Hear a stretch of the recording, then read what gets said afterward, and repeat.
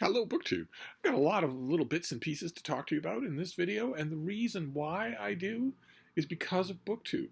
Because I don't just watch a lot of BookTube, I also participate in a lot of BookTube. And I'm not talking about events that I might be a co-host on or buddy reads that I might be involved in. Lord knows I'd like to be invited to more of those than I am, but a great number of people on BookTube think I'm Satan incarnate and are somehow have a problem with that. But I'm not talking about the stuff where I'm directly involved here this time around. I'm talking about the stuff that I'm following along with just in general because it seems of interest to me. It's a testament to the fact that I don't just watch BookTube, I am molded by BookTube. I am shaped by BookTube. I'm given a deep body massage by BookTube. I watch all sorts of channels, and if somebody on a BookTube channel embarks on something, some project or other, as BookTube channels tend to do, I'm going to be seriously tempted to get involved. So I want to take you through a few of those kinds of things that I've been doing lately, with a couple of calls to action.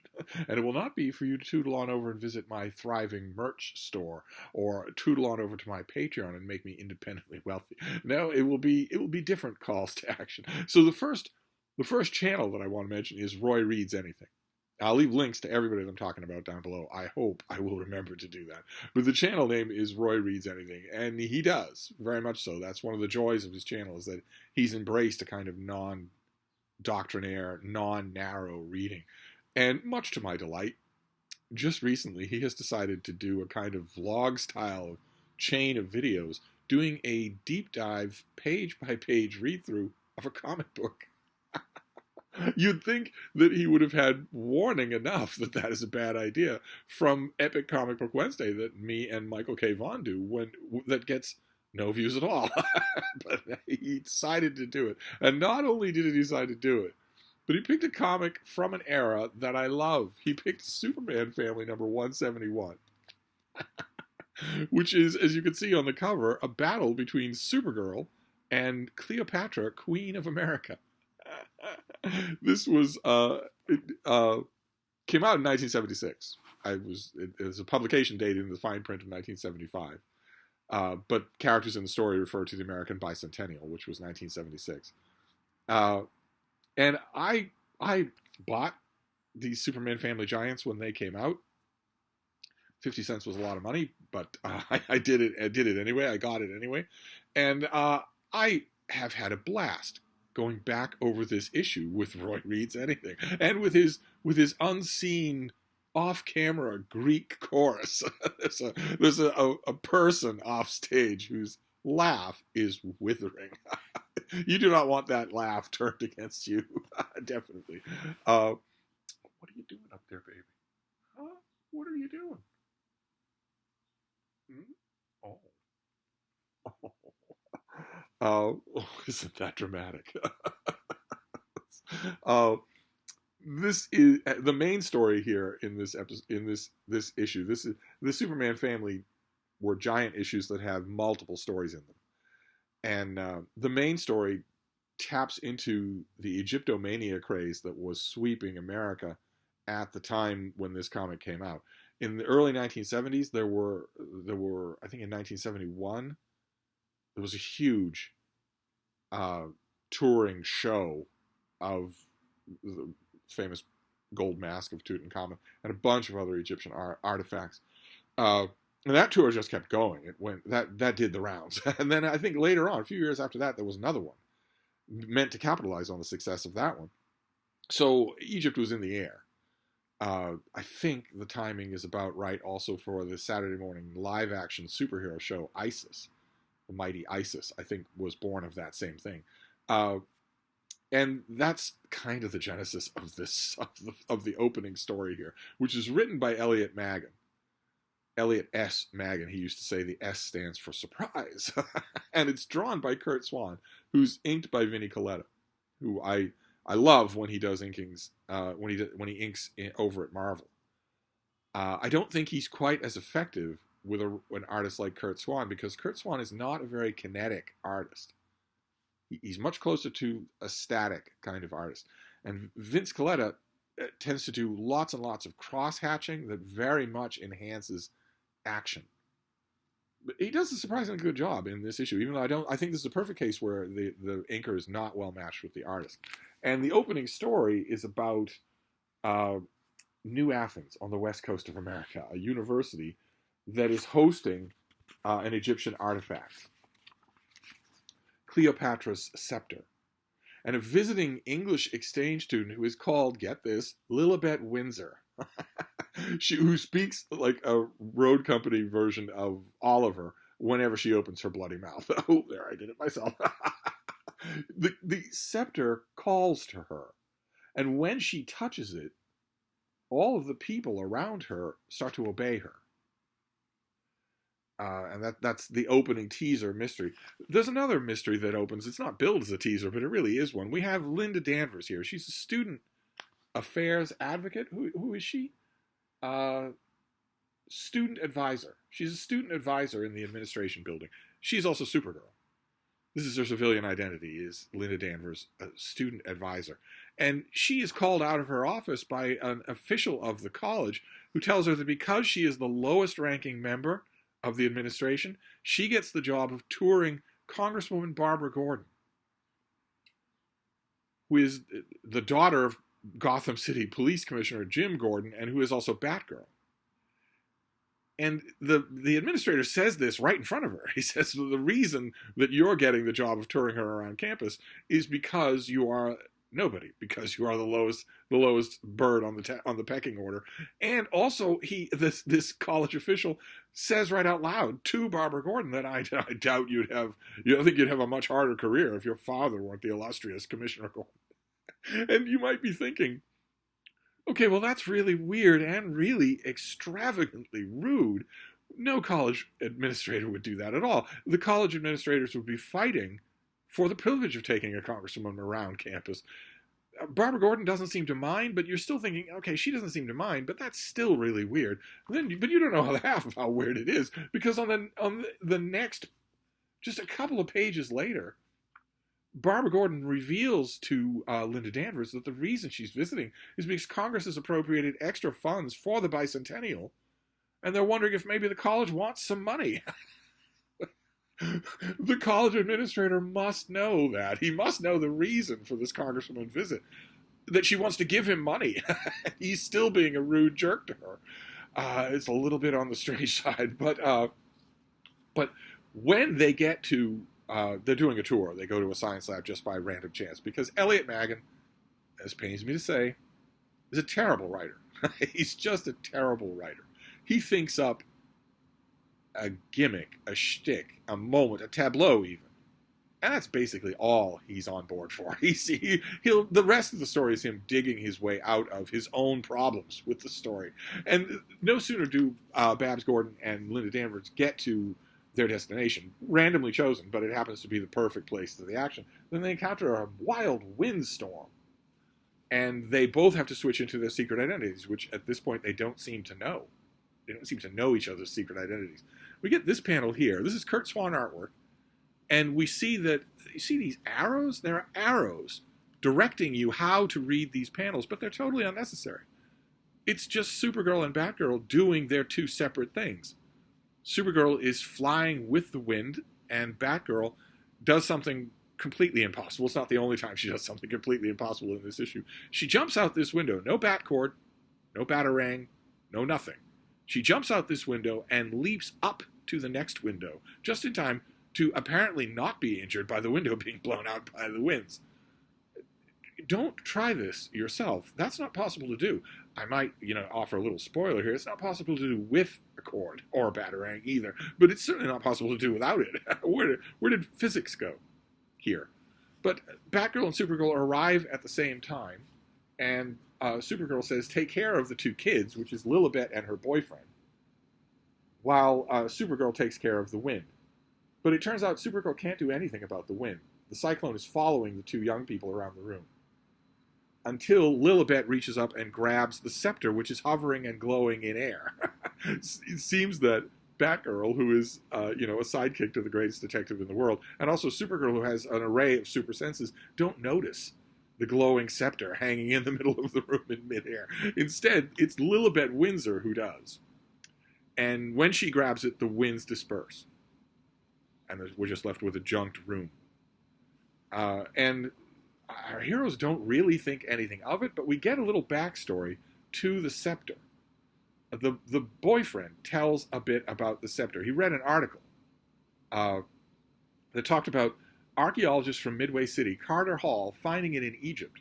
And we get Carter Hall on exhibit, and he is thinking, according to these hieroglyphics, this was the royal scepter that gave Cleopatra VII, most famous queen of that name, virtually hypnotic powers. And the scepter is supposedly valuable to anyone directly descended from the ancient queen.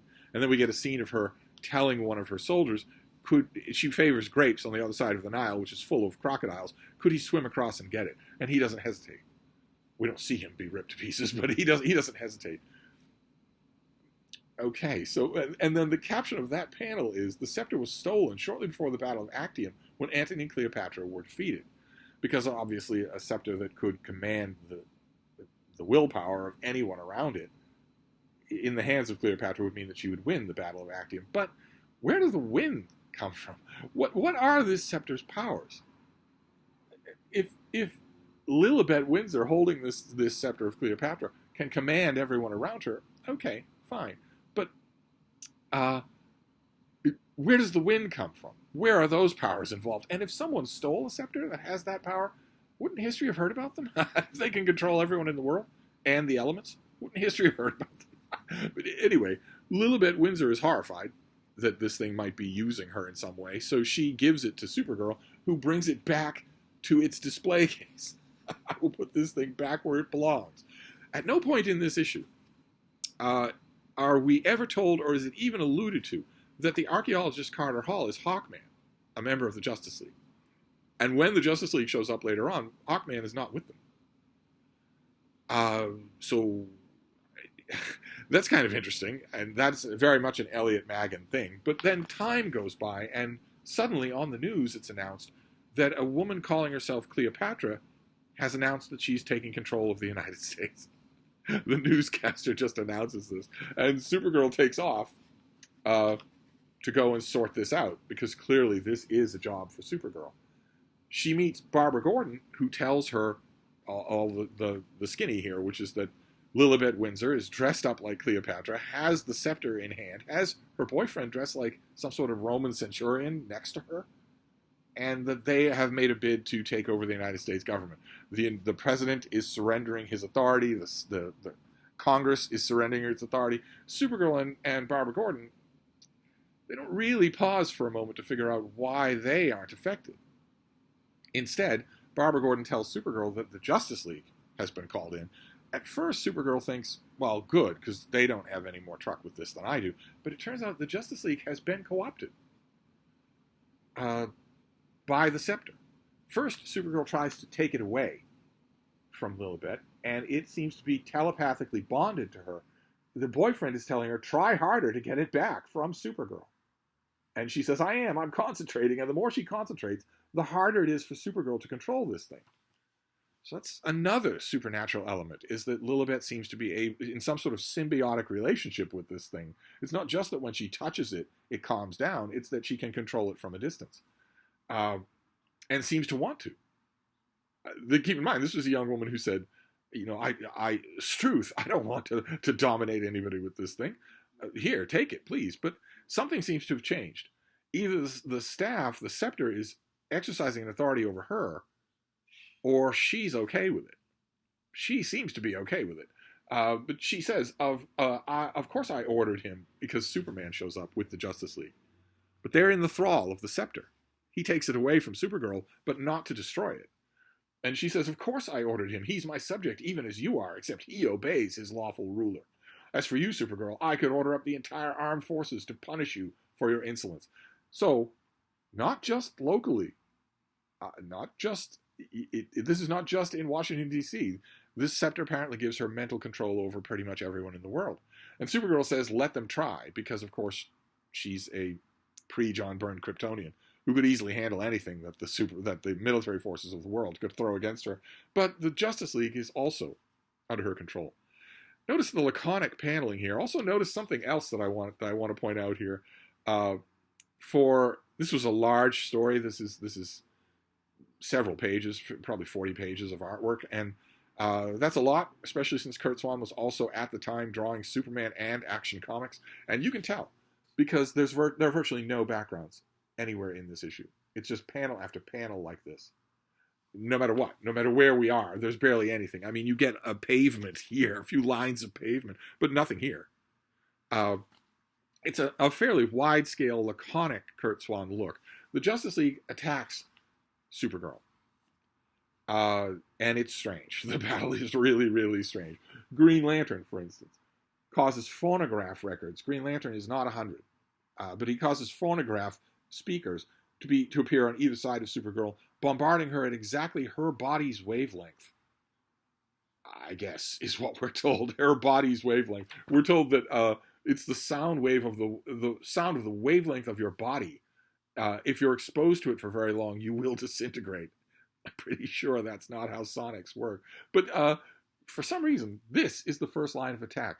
The elongated man reaches up to grab Supergirl by the waist, and Black Canary walks up along his arms, rather than the elongated man grabbing Black Canary and putting her where he wants her to be. Instead, she does this tightrope act and uses her sonic scream on Supergirl, and that seems to stun her, as does the Green Lantern phonograph speakers. And then they both plummet because Supergirl is not holding them up anymore. And the Justice League is looking at this. They're looking at the two of them falling. And the choice they make is not for the Flash to run in tight concentric circles to cause an updraft that cushions Black Canary. It's not for Superman to fly up and take her gently to the ground. It's not for Green Lantern to fly up and take her gently to the ground, or send up a green energy hand to hand her to the ground, or create a big feather bed for her to land on. It's not any of that. Instead, it's that Green Lantern and the Flash, both of whom could easily save Black Canary on their own, stretch out the elongated man so that she can land on his abdomen. And Supergirl, who is apparently really KO'd by that sound effect, lands and crushes the concrete. And the next thing we get is another big laconic full-page panel of them crossing the Potomac. There is Lilibet Windsor with her scepter. That is her boyfriend, only he's decked out in superhero muscles now. And the following here is carrying Supergirl, who they dump into the Potomac, just unceremoniously try to kill. And Batgirl strips off her utility belt and her cape and dives in to save Supergirl. Apparently, no one in the Justice League notices this. They're right there, but they don't notice that one of them is not acting like the others. And Roy, on his channel, when he looked at this panel, he singled this page out, and he should, because this is remarkable. There's nothing there at all except the artwork. Roy very rightly points out that this is really good visual storytelling. Right in the middle of a kind of silly comic, there's really good storytelling, where a Batgirl hauls Supergirl out of the river and then tries to give mouth-to-mouth resuscitation. It doesn't work because Supergirl's lungs are extra powerful, so she jets air from a car tire into her lungs, and that wakes her up.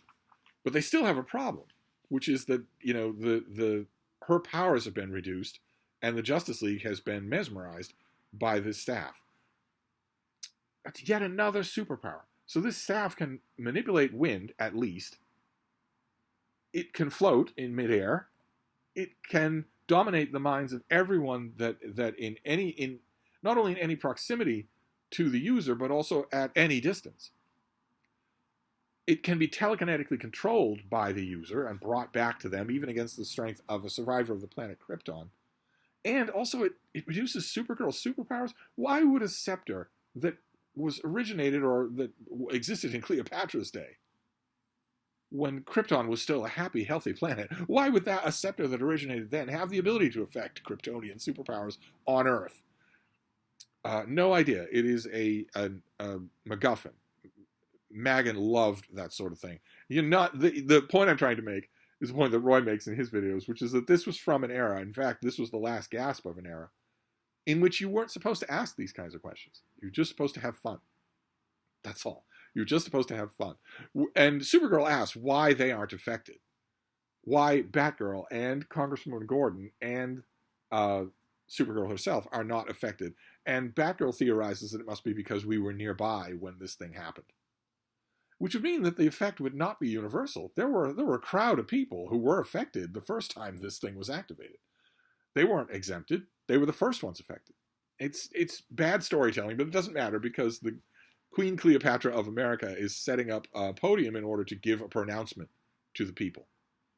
Now that she's in charge of America, now that the Chief Justice of the Supreme Court says Cleopatra of the Potomac to be invested with absolute ruling authority over these United States, she's about to announce her first proclamation when a rival Cleopatra shows up. And I don't know how many of you have ever visited this particular building in Washington, D.C. The rival Cleopatra is Batgirl, who is standing in plain view right up there over the dais here on the main rotunda platform. And then she swings down into view. That is not possible.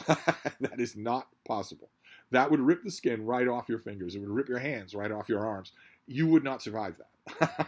She does, because this is comics. And she starts to wrestle for the scepter with Cleopatra, telling her that the only person who could possibly save you from my vengeance, the real Cleopatra, would be Supergirl. But she can't save you because you've reduced her powers. And Supergirl shows up. She just honks her way up the stairs. And this second Cleopatra belts her off the stage. And they start to fight. Our original Cleopatra, Lilibet, is urging them to stop. But they start to fight anyway. And the new Cleopatra is mopping the floor with Supergirl. So Lilibet Cleopatra decides to give Supergirl back her powers. So she's in control of it. She knows what she did, and she can control it. They're apparently in the scepter or somehow, or they can be returned to her somehow. It looks almost like a ray of sunlight, but we can assume that's coming from the scepter. Because for some reason, now Lilibet Cleopatra doesn't want any of this to happen. She says, I can't be the cause of this. Well, if that's what it takes to set things right, then Supergirl can have her bally powers back. And she gives it back to her because she says, I want nothing to do with power anymore. Why not? Either you are all in on this whole program to become ruler of America, or the staff wants you to become ruler of America, and you're under its sway. But one way or another, neither one of those leaves you the ability to just randomly change your mind. And yet she does. She randomly changes her mind. And Supergirl, with her powers restored, views that as the perfect opportunity to grab the scepter and throw it at light speed into the sun.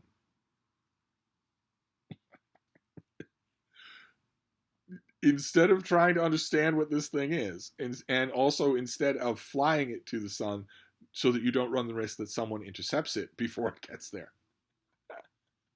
It would never. So that's it. That's her solution to the problem, is to throw this thing away. And then our four characters, Lilibet, Batgirl, the boyfriend, and Supergirl, classic Kurt Swan. In Kurt Swan, everyone has the same body. Everyone has the same height, same build, same everything. Classic. You could tell him to do a panel with 50 people in a line like that. They would all look absolutely identical. It's not the only Kurt Swan artwork in this issue. He was a workhorse. He went on for decades.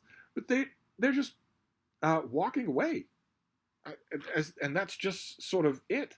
Supergirl says that to the boyfriend, I was convinced it was your active imagination that put Lilibet up to this. And he says, no, I was just along for the ride to make sure she didn't get in too much trouble. But a couple of pages earlier, we saw him urging her to take the scepter back and use it against Supergirl. That's not along for the ride. That's my girlfriend's about to become Queen of America. and Lilibet the same way. Was she involved in this or was she not? Was this her plan or was it not? Magan doesn't choose to explain at all. Instead, he says, you made a beastly job of it, I'd say. She's telling this to her boyfriend. All I want to do right now is change my modern gear and forget the whole muck. And I hope the country does too. He's got what in family-friendly terms we could call a crap-eating grin on his face. I think he knows a lot. I'd be willing to bet, in other words. The whole thing was the boyfriend. but it's kind of ridiculous, even for Elliot Magan, to say that a woman wielding a magic scepter could make the whole United States government and the Justice League hand over power to her immediately, but that when that happens, they're just going to forget about it. that is really, really weird, especially since at the beginning of the story, the very beginning, the first people who are influenced by this scepter when Lilibet wields it, a college docent who is showing her the staff, when she puts it down, when she gives up control of it, he says, "Come along, Lilibet, mustn't dawdle with your own interests." In other words, he's forgotten what he did. They all have. They've forgotten that they were bowing to her a minute ago. Once the scepter is no longer being used, the people who are being influenced by it don't remember what it did to them. Which means that all of Congress and the President of the United States and the Chief Justice of the Supreme Court are all going to find themselves at the Capitol and wonder what's going on and maybe check the surveillance tapes and see what's going on. It's, in other words, unlikely that the country will forget. It's far more likely that Lilibet Windsor will be shot in the head by CIA. But that's not the end of the story. That's the end of the main plot. Supergirl grabs the scepter and throws it away. So, okay, so if she could grab the scepter and throw it away, then it must not have a sentience of its own. It just must be a tool. It doesn't seem like that. It seems like it has a sentience of its own earlier in the story, but it lets her destroy it. Which means if it wasn't controlling things, then it had to be Lilibet or the boyfriend. But we never get anything more about it at all. Instead, we get an epilogue, which is Clark Kent taking a moped, taking Linda Danvers home to her on a moped to her where she lives with her roommate. That's the scene that Magan gives us, instead of a scene of Superman and Supergirl talking about what just happened. They don't talk about what just happened. They don't settle anything at all. Superman doesn't have a conversation with her about, this weird scepter that's able to control the Justice League. Why did you get rid of it? We surely should have kept it and studied it. He doesn't say anything like that. Instead, it's a little homily about how she'll eventually fit in the human world. And that is just the first story in here. There are 2 more stories in this issue and lots of extras. And Roy Reads Anything is going to go through the whole of this issue. So my call to action about Roy Reads Anything is very simple. When I watched his video, he had 574 subscribers. And my call to action is that I would really like a nice even 600 for his channel. It's a hoot. I think if you watch his channel for any length of time, if you watch his videos, you're going to have one of the same reactions that I do. He's enormously fun to watch as he goes through these weird reading adventures. This comic is a perfect example of that. But I think you're going to have the same reaction that I did to part of his videos. This that you're going to kind of want to know more about that sinister offstage presence, the one with the wicked, excoriating laughter whenever Roy or something he's reading out loud says something dumb. But it's a great combo. I'll leave a link to the channel. Now, I want to move on here. This is going to be a long video anyway, but I want to move on to the next bit of BookTube deep massaging. Another thing that first I was watching it and I was interested. Then, as happens, I kept watching and I got tempted. And then I got co-opted, and now I am going to do it. That is a channel called Big Strong Book. The host is a guy named Reed, which is the perfect name for BookTube. How I wish my name were Reed. But anyway, he is doing a slow, chapter-by-chapter guided tour through Memory, Sorrow, and Thorn by Tad Williams, starting with The Dragonbone Chair. These are big, sprawling, complex books, and I think he's right, and a lot of other commentators on BookTube, not a lot, but a few commentators on BookTube have pointed out that Tad Williams really did blaze the ground for a lot of writers who've gone on to take his formula to even greater heights. These are big books. They're big, epic fantasy. And I read The Dragonbone Chair when it first came out, and thought it was a bit plodding, just a little bit plodding. I liked it, but I didn't love it. And then probably about 6 or 7 years ago, I found a weird trade paperback. I don't think the trade paperback was a review copy. If it was, God help me, I feel stupid getting rid of it because it's probably wildly valuable now. But I found a trade paperback and I reread the book. And my estimation went steadily up. I thought it was considerably better than my first impression. But I didn't think I'd read it again, even though I have an ebook of it. I didn't think I'd read it again until Reed's chapter by chapter take through here. He's not doing much in the way of analysis. He's mainly summarizing the chapters. But that's a lot to do with a book this big and this involuted. And it gets even harder with the next book. He has moved on to the Stone of Farewell, which I thought was much better than the Dragonbone Chair. So, when I didn't think that at all at the first time that I read it, but the second time that I read it, I thought, the second time I read Dragonbone Chair, I remembered thinking, well, Stone of Farewell was a lot better than this. Now I'm thinking that that's just because that was entirely part of Tad Williams' plan. That this was always going to build in complexity and storytelling stakes so that Stone of Farewell would be more. And the gigantic final volume to Green Angel Tower, I remember being severely impressed by that book. So it could very well be that I just need to go over this all again, but it's certainly going to happen. And it's going to happen because of a big, strong book. Because his chapter-by-chapter walkthrough of Dragonbone Chair actually made me call up the ebook and start it. It's a huge, huge thing. Because this goes on for 30,000 pages. But it's his fault. So it's another way in which I am reading BookTube. And he is another call to action on my part. Because when I watched his latest video, he had, I think, 42 or 43 subscribers. It'd be nice if he got to 100.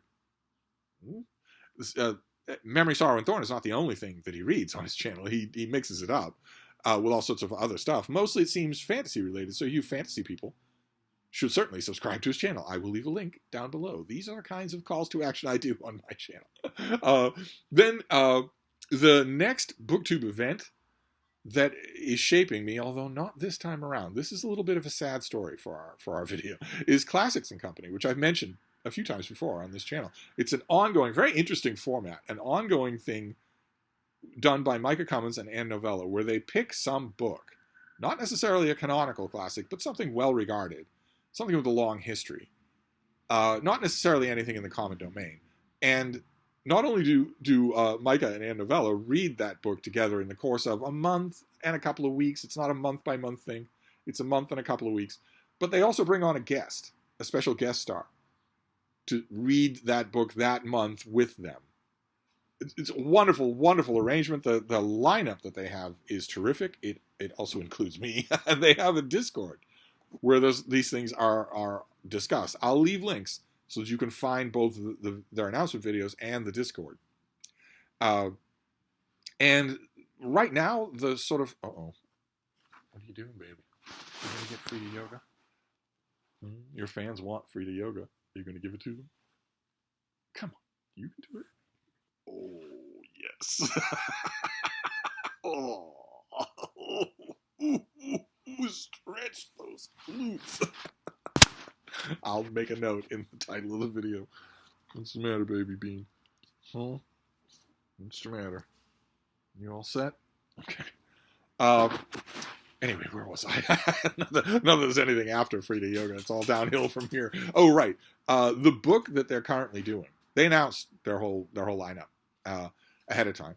So I knew what was coming. And when it came to this book, the book they're currently looking at, I just complacently thought, well, I don't have a copy, but the Brattle will provide. I want a copy. I had one once upon a time.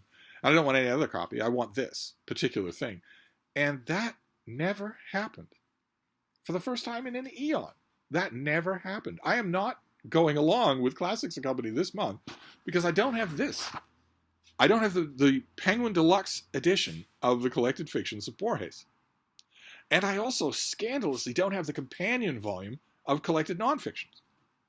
No idea what's going on there. I once had both those volumes. I was very happy to have them. They're wonderful productions from the Penguin Classic Deluxe line. But my participation in Classics and Company is stalled this month because I never did find copies of this book or the companion volume. So it's a little bit sad, but I'm definitely participating next time. The next item that they're doing is Memoirs of Hadrian, which will start up in, I think, mid-May. Memoirs of Hadrian by Margaret Yourcenar, which is an absolutely terrific historical novel. I will certainly be involved in that. So there is no call to action here. I want to stress that. I want to stress There is no call to action here. You are not to get me copies of this book and the collected nonfictions. The Brattle will provide.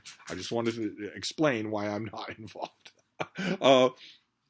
And then we'll move on to Roger's Cheap Old Book Club on Michael K Vaughan's channel. As you know, Roger's Cheap Old Book Club is all about common domain books. I think it's all about Edgar Rice Burroughs, but that's a private theory that I'm developing on my own.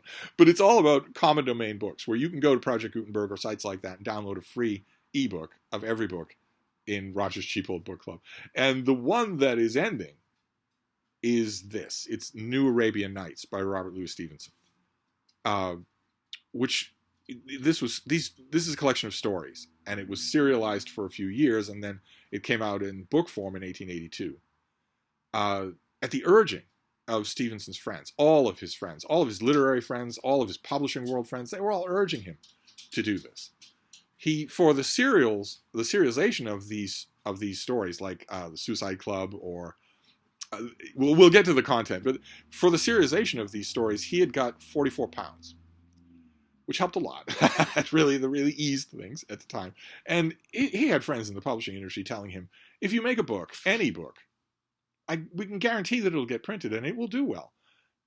And they were all taken a little bit aback by this collection of short stories. This is a collection of short stories that are really weird. It's a weird collection. It varies all over the place in tone and subject and tenor. Not all of the stories are equally successful. Oh my God, not by a long shot. There's a Suicide Club, and there's a great little comic riff about a character in one of these stories who really wants somebody to kill him because he's read Darwin. He's read The Origin of Species, and he does not want to be descended from simian stock. Please kill me instead. Any fate would be better than that. And there's something about there's also a story about a pie seller that will work on you even though you realize that it's a little bit silly. There's a main character who sort of dominates the short story collection, Prince Florian, who's Prince Florizel is his name, and he's from Bohemia, but it's really Ruritania. This is really very much like The Prisoner of Zenda. He is a boutique prince who just sort of has these questions about what his role is, leaving the gilded cage of royalty, meeting with common people. He eventually does settle into a workaday job. But the stories themselves don't seem quite like Stevenson knows what he wants to do.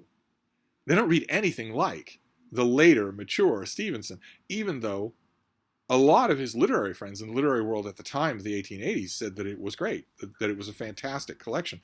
Most of the critics at the time were a little bit bewildered by what they had just read. And a lot of them did the usual critic routine of picking out one or two stories that they could talk about just, as opposed to talking about what the whole book was trying to do. I think I know what the whole book was trying to do. And I think it's remarkable. It's a remarkable choice. I don't think it's the reason why Roger chose this book. I think that Roger chose this book because Edgar Rice Burroughs loved it. But I think the thing that was confusing critics is that I think that more than any other single volume that I can think of, New Arabian Nights was the birth of what we consider to be the modern short story. I think that's why it caught everyone by surprise. I think that's why you notice a tone of confusion in a lot of the critics, because these aren't just, because they are all over the map, because they're not just strictly moralizing, because they're not, just telling ghost stories, although one of the stories in here is a send-up of the Moonstone, and it is perfect. It's just perfect. Stevenson never lost that ability. He never lost the ability to mercilessly satirize. He just didn't use it. He started to fancy himself a kinder and friendlier writer, so he stopped using that ability. It was really sort of a shame. In a way, Kipling did the same thing, and it's terrible because they were both really good at razor sharp. You just have to read, what's it called? The Raja's Diamond or something like that? I forget the exact name of that story, but it's a send-up of Wilkie Collins, and it's beautiful. Just beautifully done. You have to know Wilkie Collins to get it, and that's another thing that makes this feel so uneven. It's flopping all around, I think, because Stevenson was in the process of inventing the short story, inventing aspects of what we consider to be time immemorial aspects of the short story that really aren't. I don't think they go much further back than this one guy. And I think, I mean, I don't want to overclaim here, but I think that you could make that claim for a lot of Stevenson. I don't think he gets the credit that he's deserved, because he was okay with himself being stylized as a children's author, and has continued to reflexively be stylized as a children's author. But this was an odd choice for Roger's Cheap Old Book Club. Very odd. This is no one reading this in 2023 is going to like it or even get what it is, what it's doing there. I have no idea. But that does not apply to the next item. The next item coming up on Roger's Cheap Old Book Club is The Three Impostors by Arthur Machen. And this one people will get. This is very similar to The New Arabian Nights in a lot of ways. You could write a college paper on how similar these two books are. I would argue in terms of the chaos of the tone of the individual segments, but also in a lot of other ways as well. I think Arthur Machen was also breaking a lot of new ground. I think that was in the literary air, and some people saw it and some people didn't. And some people are insufferable about it, and some people weren't insufferable about it. Robert Louis Stevenson was never insufferable about anything, so I was so universally loved. Arthur Machen was insufferable all the time, even alone in the bathroom. He was always insufferable. So, but you won't sense it in The Three Impostors. Those of you who are following along with Roger's Cheap Old Book Club, you won't sense it. You will love it. I think you will love it a lot more than New Arabian Nights, which I can't help but think that any of you who are reading New Arabian Nights as loyal members of Roger's Cheap Old Book Club are going to be wondering, why is this here? Why is Roger making us read this? I think that might be true, but you won't feel that with this. But anyway, this also has a call to action. Only Classens & Company did not. I'm now realizing my tactical error in putting that there in a video about calls to action. I do not want copies of those books in the mail. See that you don't send them. but there's a call to action here as well. It's the last call to action that Mike would ever think of. But nevertheless, if you look at his channel, you see that he's approaching 15,000 subscribers. He's not that far off. I'm pretty sure that everyone who watches this channel watches his, but on the odd chance, you might want to go over it. Nudge him closer and closer to the number that means as little to him as it does to me. Still, it's neat. It's a neat number. But anyway, the main call to action here is to sign up for Roger's Cheap Old Book Club and read Arthur Machen, who is not read anymore. I think you will like him. But there you go. That is just a small list. I could go on. That's just a small list of the ways in which BookTube deep massages me, shapes and molds me while I'm reading. Once upon a time, before BookTube, my reading was all my own. Not anymore. Now, if one of you embarks in some sort of harebrained project, chances are I'm going to sign up. I might not say anything, and you won't invite me to co-host because I'm an outcast, a pariah, a leper. But I'll still do it.